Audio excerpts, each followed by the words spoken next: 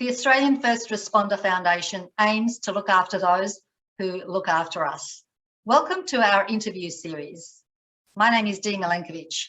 I'm a board member of the Australian First Responder Foundation, and I'll be your interviewer today. Our interview series aims to explore first responder mental health and wellbeing. We will be interviewing health professionals as well as first responders to learn about the unique challenges our first responders face, and more importantly, to learn about the strategies that we can implement to help them and their families stay mentally well and healthy.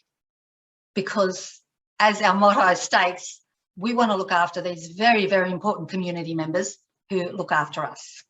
So welcome to today's interview. I'm very pleased to be interviewing Greg Dean today. Hi, Greg, welcome. Hi, Dee, how are you? Thanks for having me. I'm very, very well. Thank you so much for taking the time out of your schedule to talk with us today. Let me introduce Greg Dean to you. Senior Sergeant Greg Dean is the station commander at Glen Waverley Police Station in Melbourne. He's a serving officer with 32 years in the police force. Greg's also a researcher, a manager, and international speaker, and has a deep, deep commitment to finding proactive solutions to mental health challenges in policing, as well as across the emergency services sector. And Greg is here today to talk to us about his first-hand experience as a first responder, as well as the research that he's done into this interesting and valuable field. Before we get to talking about who you are and your career as a police officer, let's get right into the thick of things. Can you please talk to us about the unique challenges that police officers face in terms of mental health struggles? Our first responders across the services have a common set of challenges that they face that are different to the general public, but police officers in particular, because of the role they do, seem to face a different set of challenges. Is that correct?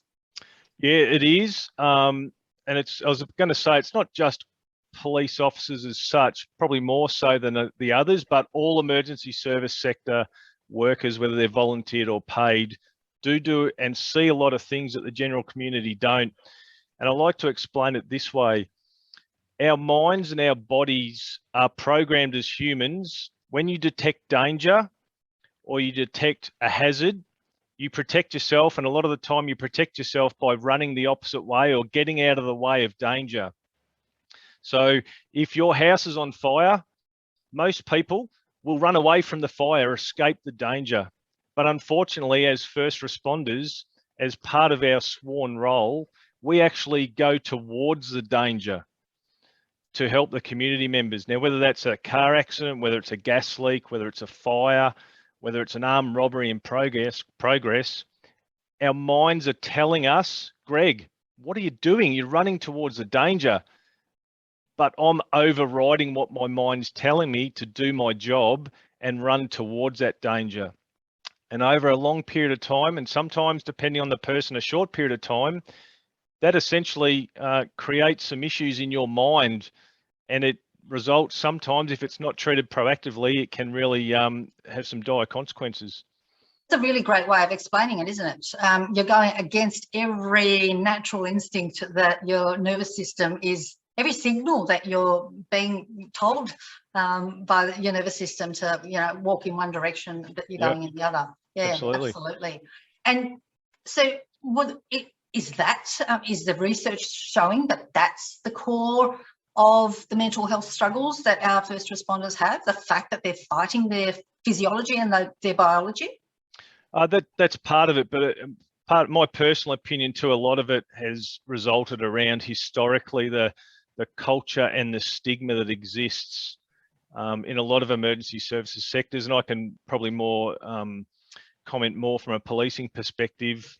The stigma around help seeking has been massive over the years, Dee, and my personal opinion is that probably has resulted in the greater harm to our first responders, and that's existed ever since I joined the job 32 years ago, and I can absolutely imagine it existed well before that. So that's our big goal and our big aim, is to reduce that help-seeking stigma that has existed for a long time. Okay, so you mentioned joining the force 32 years ago. Take us back there. Tell us why did you join the police force, and what was it like for you in those first few years? Yeah, can I just say, after 32 years, I still get up every day wanting to come to work, and I love my job. So, and most police officers, most first responders are the same. Look, I joined when I was just before I turned 20, so I'm probably giving away my age straight away. But it was a job that I joined because I had some family members, or a family member that was a police officer at the time. I've loved every minute of it. I've just really enjoyed, particularly as a young police officer, I suppose, for want of a better description, the thrill of the chase, being able to help members of the community, be able to try and problem solve. I've always been really keen in solving people's problems and solving a problem and in doing investigations. But one thing I've really noticed, a part of policing that's improved greatly over my period of time in the police force, is I think we've embraced our community a lot better than what we did 32 years ago. So we interact with our community a lot better nowadays. I think the community embraces their emergency service agencies a lot more than what they used to. So that's an integral part of it, is just being able to help the community. Okay. So you've said that after 32 years, you still love the job. Talk to us about what your current position is. Yes, my current position here as a station commander at Glen Waverley is I manage about 65 to 70 staff here. So Glen Waverley is just a general duties police officer. Our response zone covers a few, 2 or 3 suburbs, southeastern Melbourne.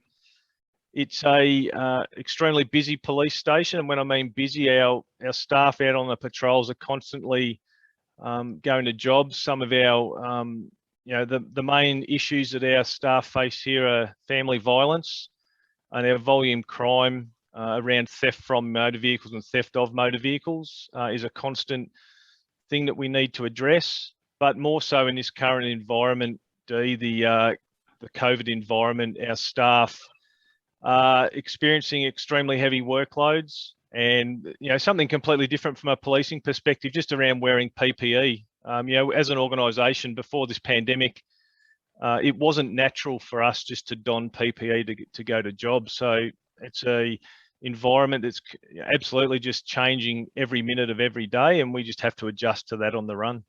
And changing rules, the implementation of new rules as they come in. I imagine that information will take a little while to filter down, especially when there are continuous changes. So does that make things difficult for police on the ground? I think as a organisation, and even as an occupation, I think that's one thing that we're really good at, is we've always had to have been really clear thinking and really good on our feet. Police officers have to make split-second decisions. Some of those decisions may revolve around life and death decisions, but even not in death, those sort of significant top-of-the-range decisions, just every time you pull a car over, you don't know what's going to happen as soon as you hop out of that car. So a key personality trait of a police officer is to be able to adapt to a situation that may occur that they're not even expecting. So when it comes to your question about adopting to rule changes or policy changes, yes, it is challenging, but I think we possess a skill set that enables us to do it. Yeah, part of the job. Absolutely. Do you think also this constantly being on guard? So you spoke at the beginning of the interview that police officers and first responders are acting against their nervous system in running towards danger instead of running away from it. But also you've addressed now a point here that always on guard, whenever you're doing work in any of these roles, somebody could die or somebody could hurt you. So you're not only acting against your instincts in the moment of fire, so to speak, in the moment of tragedy, but in the other times when you're out and about, you're on guard. Yeah, and you have to be 100% alert for every minute that you're working. And I think one of the things that I've picked up over time is a lot of police officers, Dee, are 100% on 100% of the day. So even though that it comes 3 o'clock in the afternoon and they've finished their shift and they've removed their uniform and they've driven their car out the driveway to go home, just by the nature and our instinct, sometimes we don't tune out, and that's detrimental to us. And that's something that I personally, for my own self, work on a lot, and I try and impress that on my staff and as many as I can, that it's so important to have a work lifestyle balance that enables us to look after yourself and your family and your loved ones once you leave work, because it is sometimes very hard to switch off. Oh, absolutely. I can only imagine. We'll get to, I really want to discuss the strategies that work to improve and maintain the mental and emotional wellbeing of our first responders. But let's go back to speaking a little bit more about the challenges that our first responders face. Do you have any statistics that you can share with us to highlight what the situation is exactly? Yeah, I think up until around 2018, there was a lot of chatter and a lot of speculation that, you know, police particularly, but most first responders probably suffer from a mental illness more than others. And then in 2018, Beyond Blue conducted a research study named Answering the Call. And what came of that was that roughly around on average, 1 in every 5 people in the community will be diagnosed with a mental illness during their lifetime. That statistic, I believe, from a first responder perspective, is down to 1 in 3. So what I like to think about that is, you know, if you have a workplace, or if I look at my workplace here and we round it down to 60 staff here, what that research tells me is 20 people I have here in my workplace in their lifetime are going to be diagnosed with a mental illness. And when you sit back and you have that helicopter view, and I think 1/3 of my staff in their lifetime are going to be diagnosed with a mental illness, I find that staggering. But I also, in some way, take that as a bit of a challenge as their manager, that it's sometimes encompassed and on me to make sure that I provide them with the best possible environment so that that they don't become one of those 1 in 3. And it's really handy to know that, I think, as a manager, that you can have that oversight over your staff, that 20 of your 60 people. I just find that staggering when I heard that statistic. When you look at it from a Victoria Police perspective, we have roughly around 22,000 staff in Victoria Police. So as an organisation, that's a pretty unhealthy workplace at some stage. And that's just the diagnosable mental illness statistics. What about the addictions? What about the family violence? What about the unseen and undiagnosed struggle that goes on in the lives of our first responders? Because things just don't go from fantastic to full-on mental illness overnight generally. Sometimes they do. Often there's years of pain and struggle on your own, which then, accumulates and culminates in something. So when you look at incorporating those other behaviours and sufferings, then how many, what percentage of the police force do you reckon are struggling? Well, I spoke about it earlier on, Dee, in relation to the stigma around help seeking. So you're exactly right in, that data essentially just includes perhaps the people that have been diagnosed and those that have come forward and are feeling comfortable in actually reporting that they're feeling unwell. And the other thing that you look at, right, is when I joined Victoria Police in 1989, the minimum entry age was 18.5 years old. And there was an upper maximum, which I think at the time was 35 perhaps, but there is no upper age limit now. But I joined the police force when I was 19. I had very little life experience. And I joined a job apart from 20 weeks training at the academy, which, mind you, contained no mental health literacy at all back then.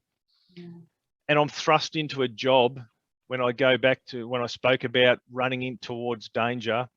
It's well known that the male brain matures a lot later than what the female brain does. And I started seeing things right from the start of my career as a 19-year-old that sometimes a general member of the community will never see in a lifetime. So right from the get-go, you are thrust into the spotlight of sites, incidents that you're involved in that you're not prepared for. And I guess when you started all of those years ago, they weren't training you to prepare for that. But these days, I'm imagining that the training has changed. But can anything really prepare you for the first time you see something shocking, like a murder or dismembered body, or you know, any of those horrible things that, you know, I will never see and the general public will never see?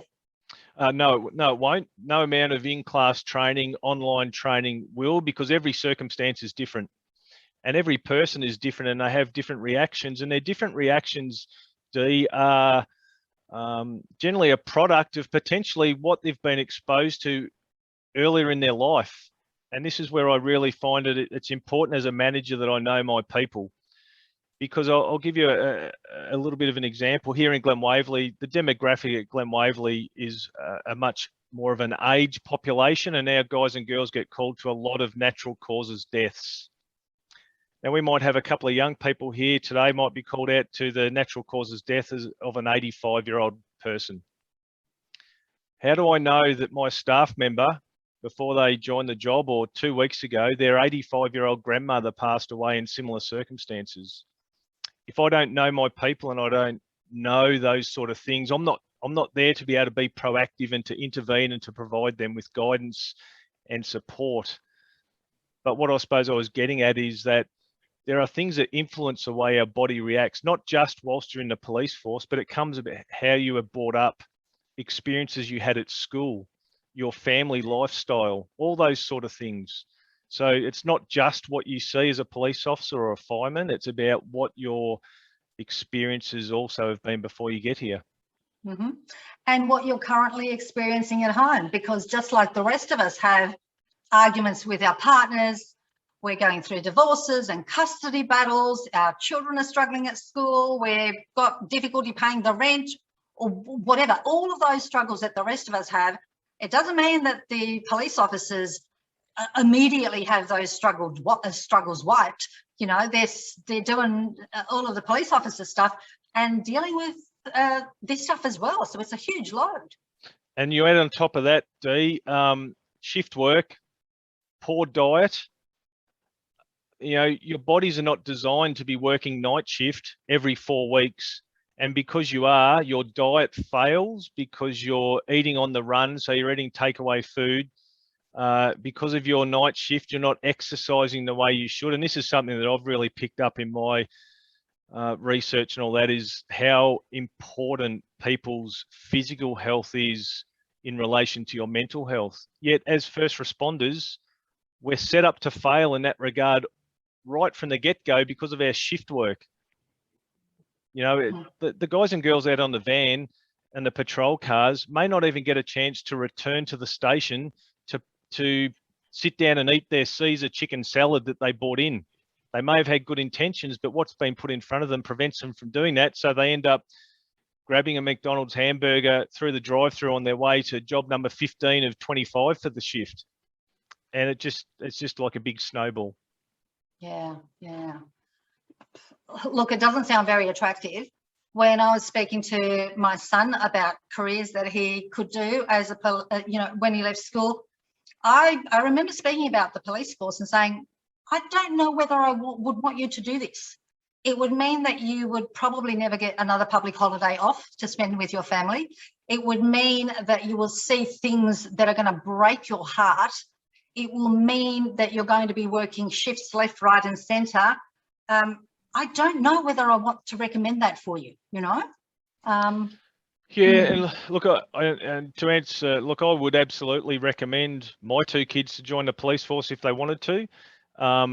You know, I think we're in a better position now that we're in a better educated space, not just in an organisational perspective, but I think as a community, we're in a better educated space. You know, when I was at school, when I first joined Victoria Police, you never heard radio commercials, you never saw full page articles in the newspapers. You never saw mental health things advertised on TV. So we're, as a community, we're in a much better space to be educated around it. And if I talk more specifically from a Victoria Police perspective, we've never had so much more tangible support available for staff. The conversations around about your own wellbeing are much greater than what they were initially when I joined. So we've definitely made some steps forward, but we still have a long way to go. That's really encouraging to hear. And I look forward to hearing more about your research later in the interview. But for now, could you share with us some of your own personal struggles and mental health challenges throughout your career, if you can? Absolutely. And I think this is a really important component of the whole mental health journey, not just as a manager, but as a person. I think, we can get so much out of talking about this, and it goes part way to educating those that are listening, but more so from a manager's perspective. I think as if we are prepared to open up and tell our own stories to our staff, it goes towards normalising it. Look, earlier on in my career, I spent 10 years at our major collision investigation unit. For 10 years, I travelled the state of Victoria investigating fatal motor car accidents. And for over a 10-year period, I would guess probably I've attended in the vicinity of maybe 250 to 300 fatal motor vehicle accidents. And it's not just what you see at the collision scenes, Dee. I think I reflect back now, and I didn't reflect at the time. There's a component of that stigma that went around it, but it wasn't until I left that unit that I actually understood the toll that dealing with the family members of the deceased people had on me. And look, I really paid a lot of time, gave a lot of time, because I felt that they were the ones that I was working for, was to provide them closure, to provide them, they were looking to me as the investigator into their son, daughter, husband, wife's death. How did this happen? Why did it happen? And then they look at you as the person that's potentially going to bring them justice for their loved one's death. There are still a couple of families now that I investigated a collision that involved the death of a family in the late 1990s that still annually send me a card on the anniversary of the death of their loved one, which I absolutely, every day I will reply to them and speak to them, but it does take a toll on you over the time. And I don't begrudge that at all, because I saw that as my job. But over time, what I'm more than happy to dial into our employee assistance program and have monthly psychologist visits, just as a battery recharge, a brain recharge. And I make that known to my staff, because I feel that if I'm prepared as their boss to stand up and say, just so you guys know, I've got my psychologist appointment tomorrow, then it normalises it. It's not a taboo subject. And I think, well, if it's good enough for the boss to go, I reckon I might start going. And the standard joke around the police force is that we all like stuff for free. So if we can get a free psychologist session, not only are you getting it for free, but you're also getting a free checkup on your brain. So, I've had some challenging times. Delivering death messages is definitely one of those. It's right up the top of the list of something that's not very pleasant. So I think it's just really important that you be proactive. It's a part of our job. We're expected to go and do that. I get that. That's what we sign up for.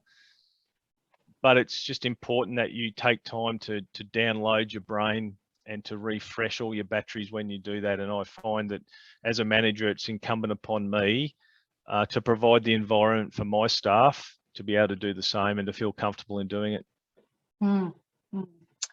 So was it your own personal mental health challenges that led you to pursue researching and trying to find solutions in the area of mental health for first responders and police?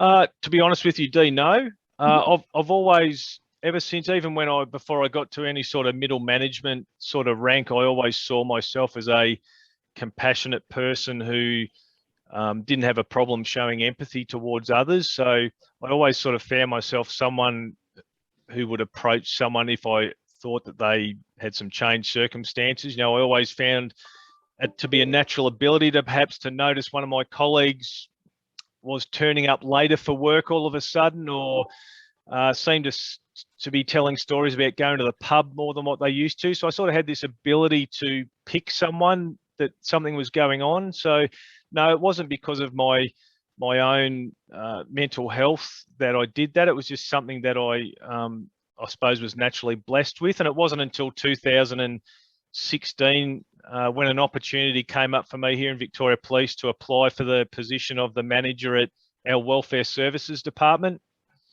So I was the manager there. That part of that role was to provide wellbeing support for our 22,000 employees across the state.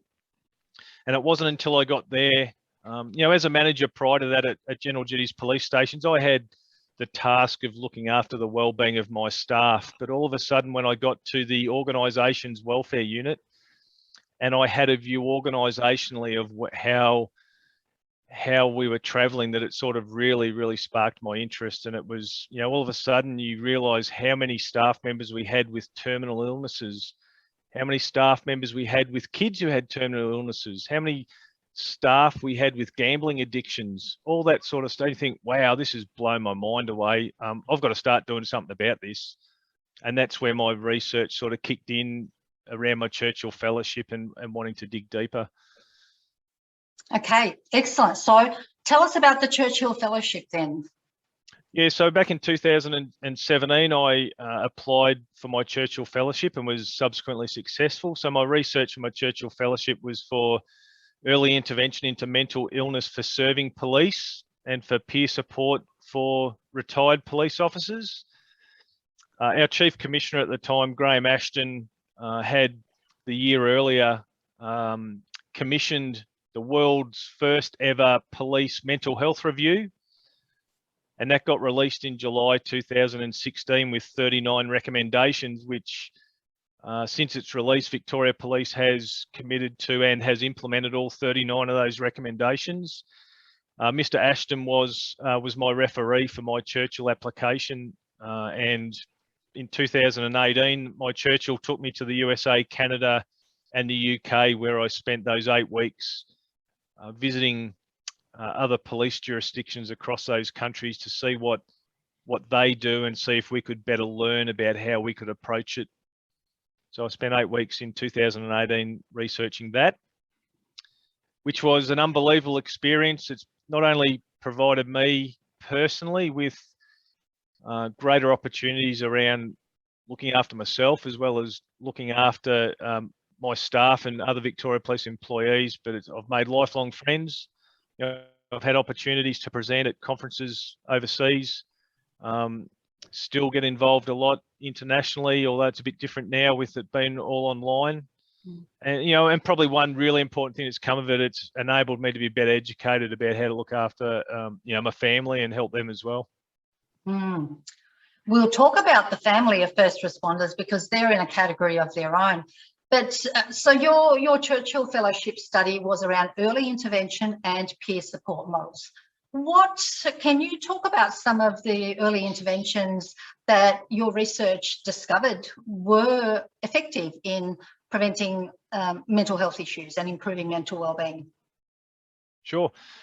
What was really interesting, if I just give it a bit of a context, is the week before I left on my Churchill D, I actually sat down with the Chief Commissioner, Mr. Ashton, who was my referee before I left. And look, I probably, like a lot of people listening, when you talk about things in the United States in particular, you think they've got the biggest and best of everything.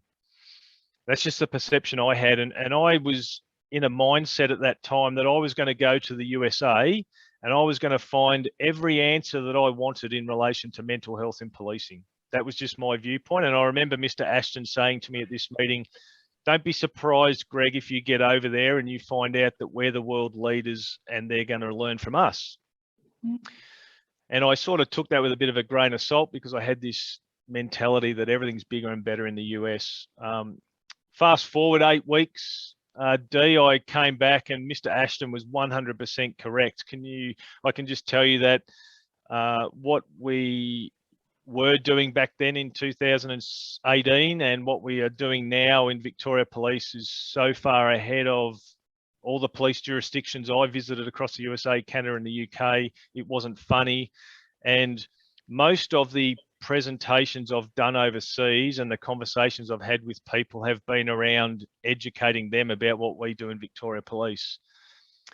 But what did stand out in relation to your question about early intervention, what did stand out everywhere I went was it was just all around having conversations with people and normalizing those conversations in the workplace, which goes towards reducing that stigma we spoke about around help seeking.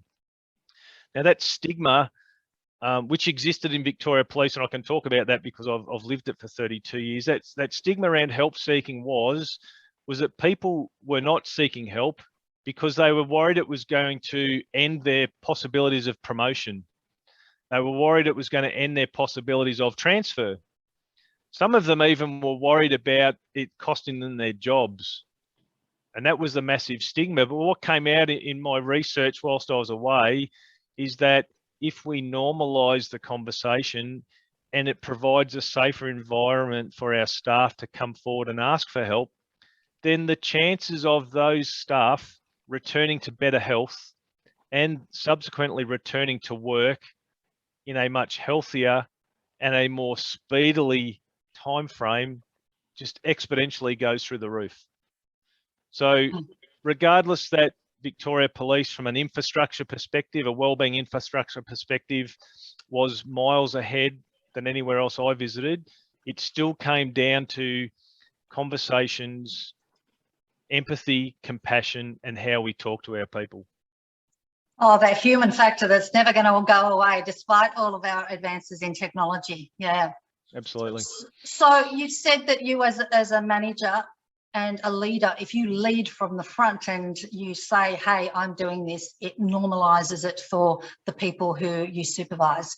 If within policy and procedures, mental well-being is something that's baked in to the way that the police force functions, then people will get to know that this is something that the force takes seriously, and that can allay some of those fears about promotion and losing your job. Yeah.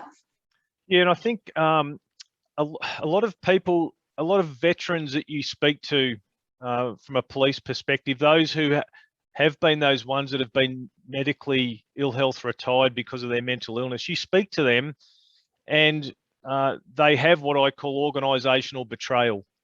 They do not like Victoria Police, particularly management, one iota, because they see that they lost their job because they weren't supported by their employer. So, you know, we really need to change that stigma that as employers, where it's incumbent upon us to look after our staff. It's no different. And this whole mental health journey is so much harder for people because it's an invisible injury, Dee. People break their leg, they've got a plaster cast on and they're walking around on crutches.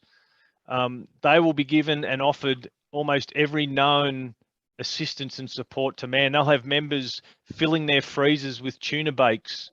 They will have cakes and everything dropped off to them. But when it comes to mental illness, because people can't see it and there's that stigma about help seeking, they don't get that support.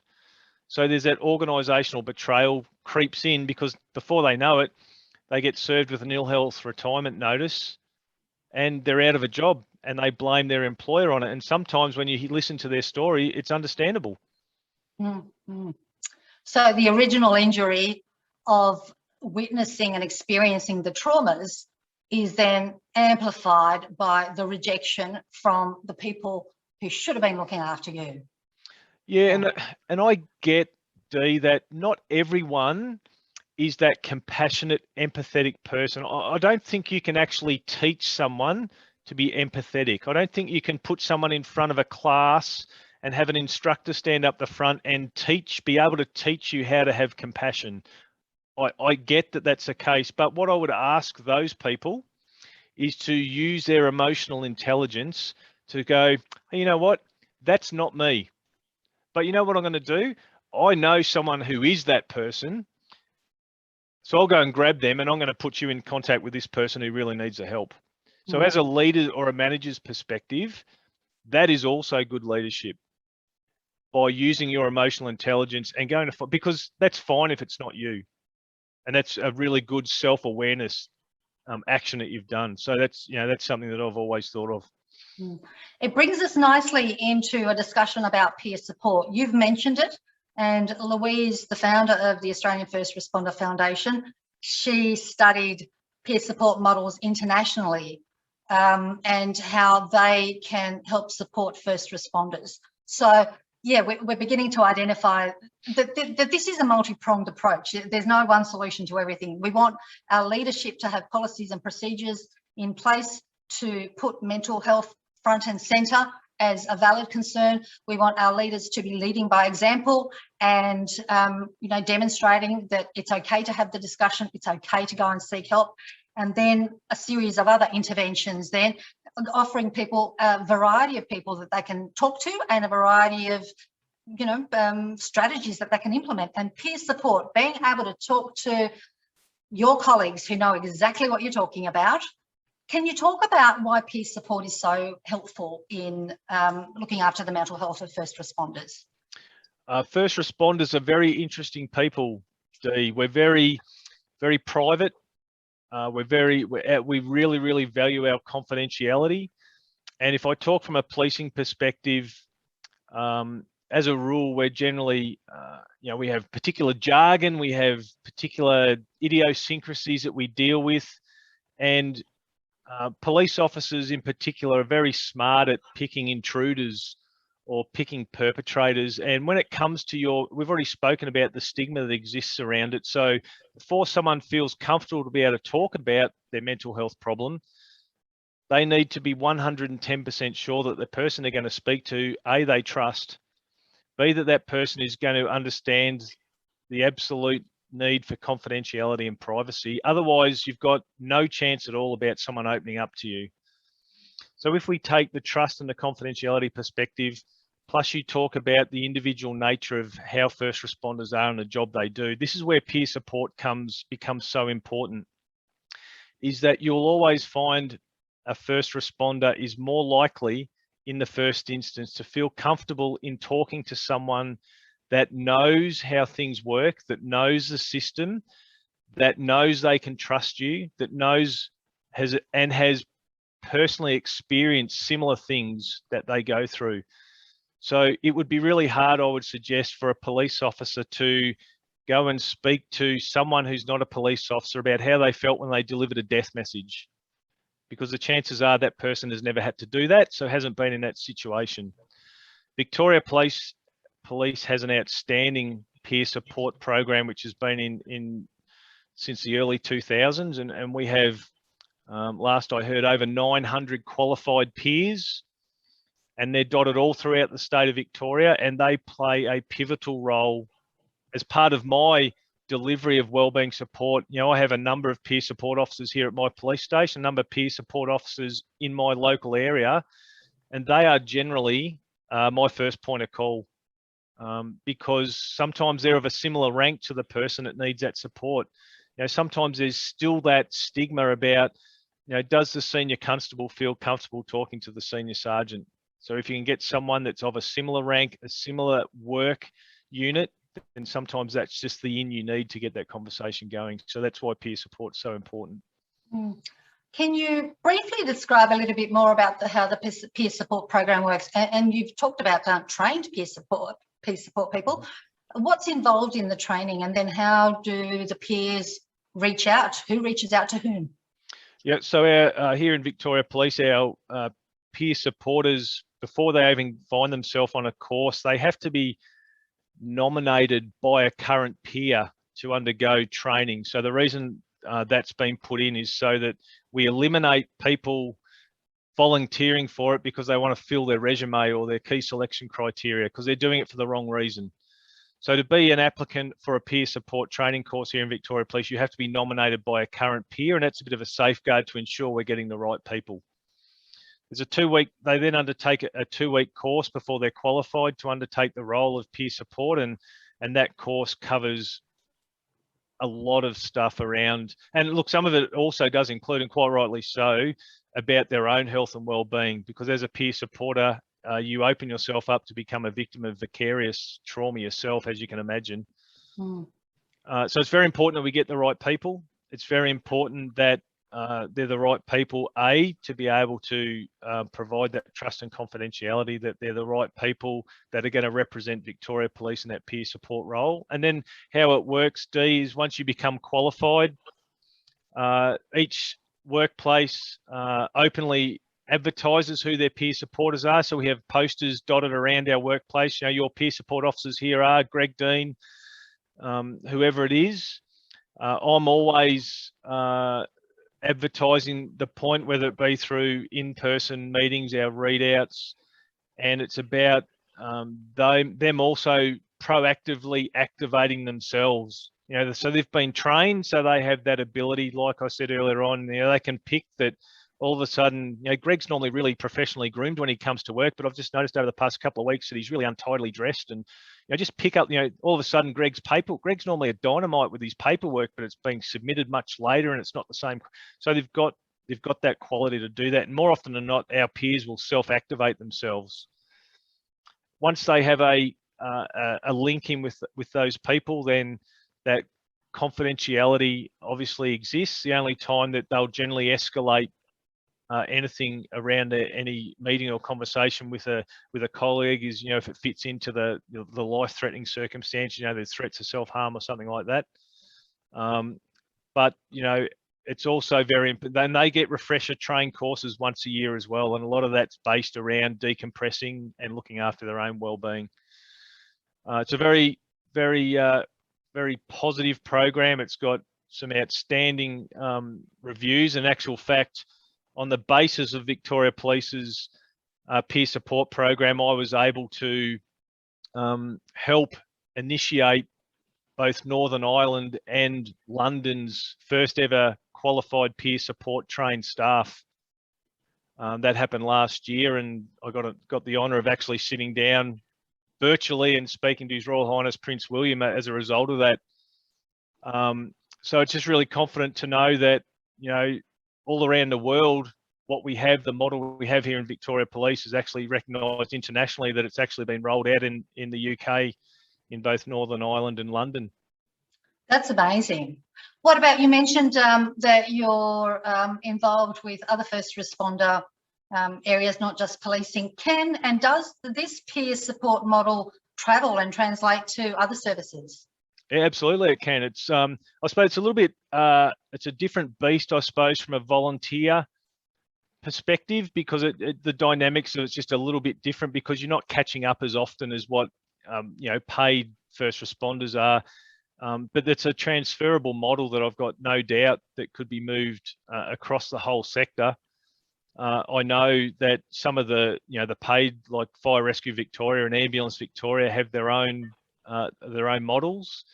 I think it would be a little bit more challenging for some of the volunteer organisations, just more around contactability and visibility, but it's certainly a model that's transferable anywhere. Yeah, agreed. You spoke earlier about the ability to tell a colleague, you know, something that you've seen that nobody else can understand. And we all see this in general population. You ask your teenager to tell you something and they're like, I'm not going to tell you, you don't know, but they'll tell their friend, because they have a shared experience and they think that they will understand each other.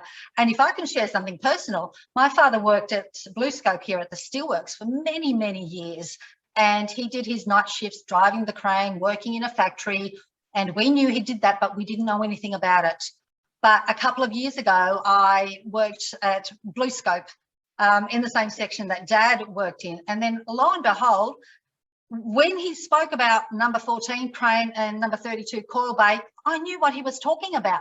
So we could have these discussions that we were never able to have before, because I knew the places he was talking about, the people, the structure, and it was really quite amazing, and, you know, brought our relationship closer. So it makes sense, you know, from a layperson's level, that a peer support program would work.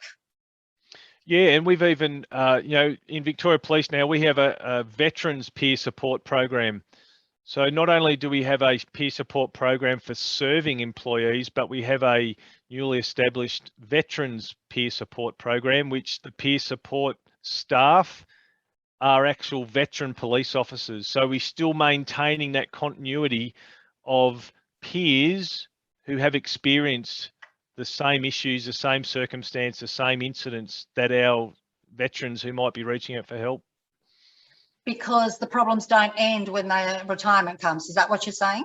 Absolutely. You know, we have, it's not uncommon for veteran police officers to retire after 45 years. And what we find a lot, it's not necessarily just around, I went to this fatal collision, I did this death message. It's about someone for 45 years having structure in their life, that they know what their roster is, so they know what they're doing every day for the next fortnight. Their friendship base, a lot of their friendship base is their colleagues at work. All of a sudden they retire and that is completely lost. So all of a sudden they've had 45 years of structure in their life, they've had the same relationships, but then overnight they don't have that structure and they've lost their identity, which is a massive part of it. You know, even when they lose their police identification, it's a massive part with our veterans around their mental health, is they've lost their identity.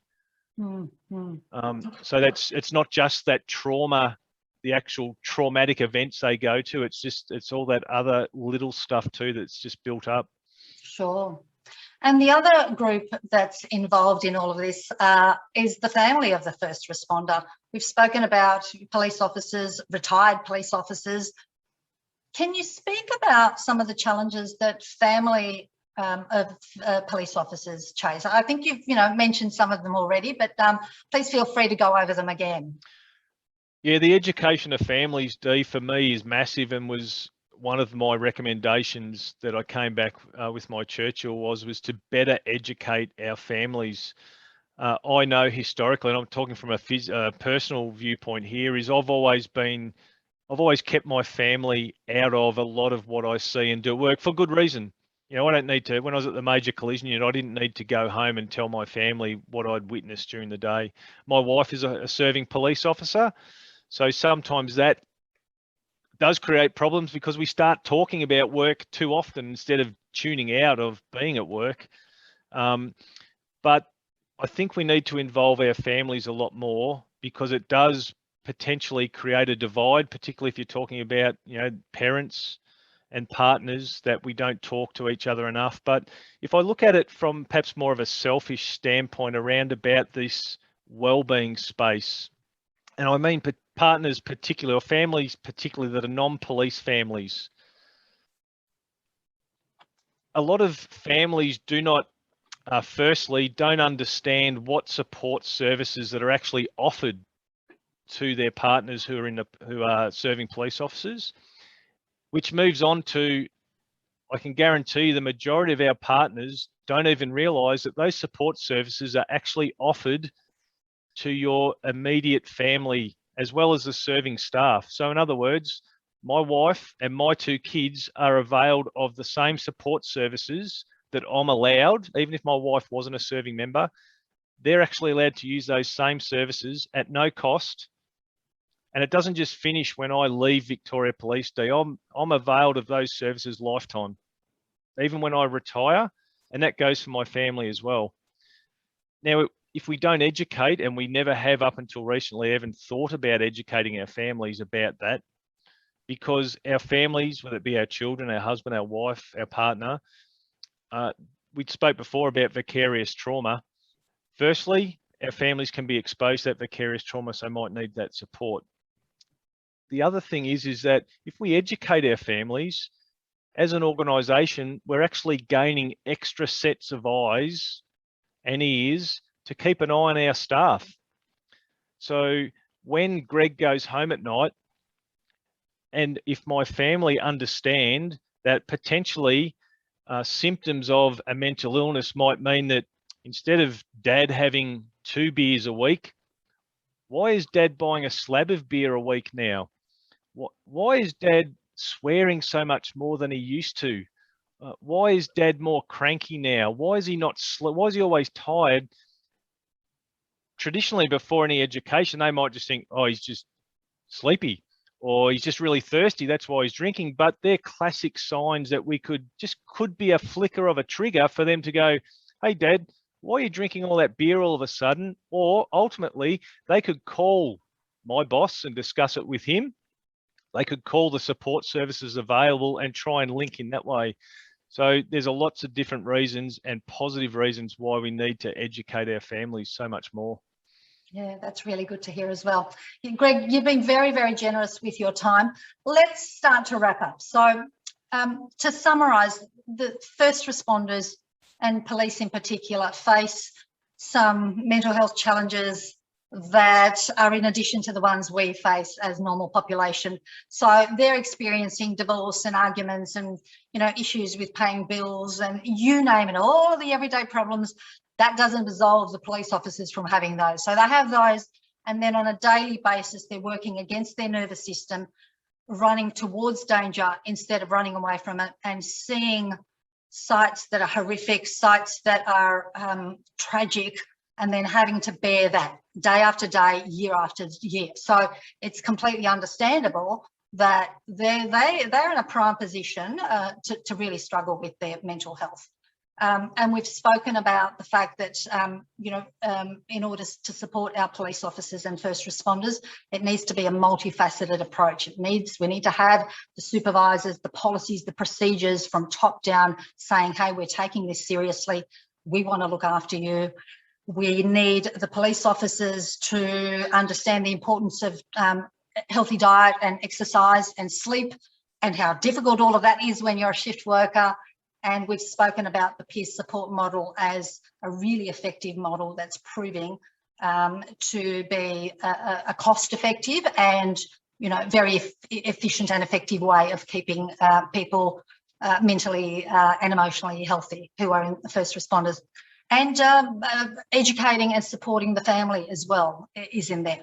Are there any other strategies or anything else you would like to add for anyone who may be a first responder who's listening, or a family member, or anyone who's interested in further advancing the mental health and wellbeing of our first responders? I think the first thing that we need to concede, Dee, is that exactly what you just, all those things that you addressed there that police officers and first responders, they're not going to go away. It's not all of a sudden as if the community is going to say, we're going to stop robbing banks, we're going to stop dying, we're going to stop having fatal collisions, which would be all magnificent if they did. But as a role of a first responder, there is always going to be something there that's going to traumatise us. So that's a given. So we need to do something at the other side of it to improve how we react to that. And that's where I get back to the vital importance of early intervention, reducing the stigma, normalising conversations. I'd just like to mention another thing that has really become a passion of mine. And sorry, one other before I get there, you mentioned about the untold out of this as well around people going off work. So you can imagine what the insurance premiums are around for the work cover insurers and the like. There's so many benefits we can get from that. If we get people healthier, they're not on work cover as long, so there's not those premiums. And I know during my Churchill Fellowship, I got exposed to a number of mental health retreats. And I know this is something that the Australian First Responder Foundation are looking at. And since my Churchill Fellowship, I was lucky enough to be awarded another scholarship through the Emergency Services Foundation here in Victoria, where I went and did some research on holistic mental health retreats up in Queensland and New South Wales. And I'm currently on a working party here in Victoria with all the emergency service sector agents here at piloting a early intervention holistic mental health retreat, just purely for the first responder sector. And that's all around about that early intervention. Upon first notification, we're able to move away a little bit from the clinical component of mental health and being able to educate people from more holistic. So I'm talking about diet change, massage, the importance of your fitness, walking, running, going to the gym, hydrotherapy, mindfulness, sleep, the importance of sleep. If we can provide those sort of opportunities for people and for families. So we're looking at getting a pilot program together here in Victoria, not just for Victoria Police, but for all emergency service sectors across the sector, to be able to utilise that particular service with a grand plan that after we've done a pilot, hoping that it's successful, it will actually have Australia's first ever holistic mental health retreat for the emergency services sector. Because I really do think that physical health and our diet and our sleep is so important to how we address our mental health. And that ability to unplug for a couple of days or, you know, a week. I think that's really beneficial. And it's exciting to see that you're doing work that's very similar to the work that we are doing with the Australian First Responder Foundation. Our focus is with volunteer emergency first responders. And so it will be wonderful to, you know, compare notes and strategies and elevate this whole sector into, you know, providing some really efficient, valuable retreats and other strategies that work. Yeah, absolutely. But it still just comes back, and you don't need a degree in rocket science, in my opinion, Dee, to be able to implement simple strategies. Probably one of the more successful ones I've got here, which I'm really proud of, is, you know, every Friday today is Bring Your Dog to Work Day. So one of my staff members has the ability, and we've got two dogs in the workplace today that one of the guys has brought in. He's brought in these 2 black German Shepherds. And it's so uplifting sometimes to walk around the corner and to see one of my staff lying on the floor playing with one of the dogs. And there's so much research out there that shows you the benefits of a dog in a workplace. Little things like that can have massive impacts. You know, I make sure I celebrate when my staff are at work and it's their birthday. We go out of the way to celebrate their birthday. They might feel embarrassed, but it's just an opportunity for everyone to drop what they're doing, go to the mess room, sing happy birthday and have a piece of cake and a drink together. It's just something really simple, but it works. Yeah, it's a mini unplug, you know, Absolutely. because we can't all go on retreats every single weekend, but we can do that little mini unplug. And, you know, the dog in the workplace idea is fantastic, because not only are you getting, you know, the dogs and, you know, people are having an opportunity to interact safely with another living being and get all of those oxytocin and hormones happening, but also it's the organisation demonstrating that we're walking the talk. We've said mental health is important, and now here's something we're doing to follow that up. We haven't just made bits of paper and then forgotten that we're actually demonstrating. So I think that's really powerful. Yeah. And a byproduct of the Bring Your Dog to Work Day, Dee, which was certainly not a vision, and this is an example of where I think the community have embraced their first responders more, is, you know, we post on our social media channels pictures of our officers with their dogs, and the feedback we get from our community members here is just outstanding. And I think what it's sort of done is it's personalised the police officers a bit. Like, I think, unless you know a police officer or a first responder, you just see them from afar. They're either sitting in a car or whatever, but we are just normal people. We just put on a uniform and we take it off at the end of the day, but we don't have any special powers. We don't have a special chip in our brain that means that we can run towards that fire or see that dead body, but it's just sort of humanized us a little bit.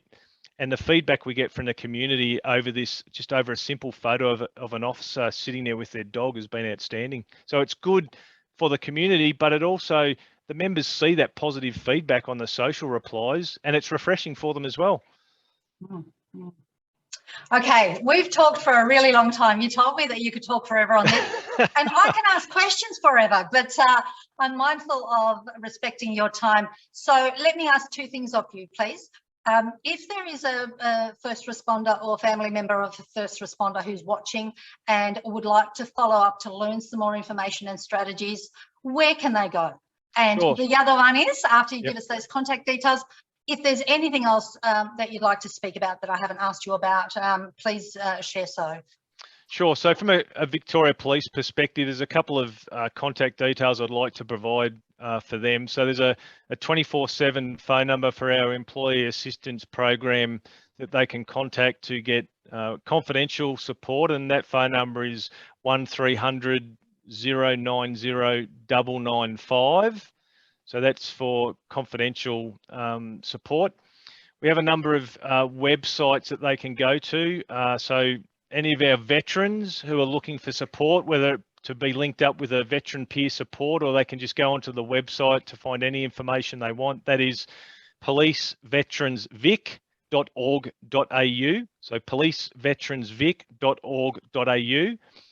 Or one thing that Victoria Police has done over the last couple of years, which was an excellent initiative, was an external facing website that both the family members as well as employees can log into from external, so from home, in other words, and that's bluespacewellbeing.com.au. So bluespacewellbeing.com.au, and there's lots of resources on there that they can get on. And obviously that last web address, anyone that's listening could go into that and have a look at some of the resources that are available, and it's relevant for both employees as well as family members. Okay, fantastic. We will link up those sites that you mentioned in the description of this interview, and we will also track down some resources for other states. So the resources you've mentioned are Victoria specific, but there are similar organisations and contact details which we'll track down and link to the interview.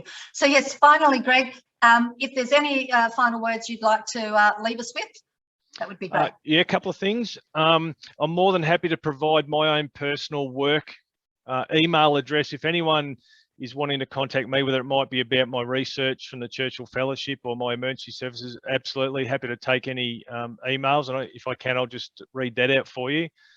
You can read it out. You can read it out, or we can ask people to contact the AFRF and we can give it to them. Okay, we'll do that. You feel. Yeah, yep. I'll provide you with my email address and people can contact. More than happy to let them know and answer any questions you've got. I suppose my message, I'm really happy with the chat, Dee. It's been great, and I really appreciate you giving me the opportunity to do it. But I suppose from a personal opinion perspective, and this is probably more Victoria Police, but it may extrapolate out to the other organisations, I see our biggest impediment in Victoria Police around this normalisation, the wellbeing, is at our middle management level. So at my level, senior sergeant, inspector, superintendent rank, and the reason why I think that is because, as a rule, that cohort right now, we're joining the police force at the time when that culture and that stigma was at its worst. So for 30 odd years, we've been brought up in an environment where it's not cool to seek help. Well, guess what? It's now really cool. But as managers, we've got to be front and center to be able to foster that environment for them to come forward. So I just put a plea out to all those people managers out there. It does not relevant only to emergency services. This could be relevant for any people manager out there, that it is, in my opinion, part of our role to not only look after our staff, but to provide a workplace that encourages them to want to come forward and to seek help. Because in the end, not only is it going to benefit you professionally, but more importantly, it's going to benefit your staff, your workplace, and by extension, the whole organisation, and even further, the community. Thank you, Greg. Any serving police officer and any family member of a police officer who has listened to you speak today, I'm sure feels very reassured and heartened to hear your words, to hear how seriously you take this and how open and willing you are to be first and to let your people know that you get it, you care, and you're going to be there standing up for them to make sure that they're okay. So thank you for the interview. Thank you for looking after your mob of police officers. And I look forward to speaking with you at another time and finding out more about your research with the peer support programs and the retreats as well. Thanks, Dee. Really appreciate it. Thank you. Look after yourself too. Yeah, ciao. Bye. Thank you.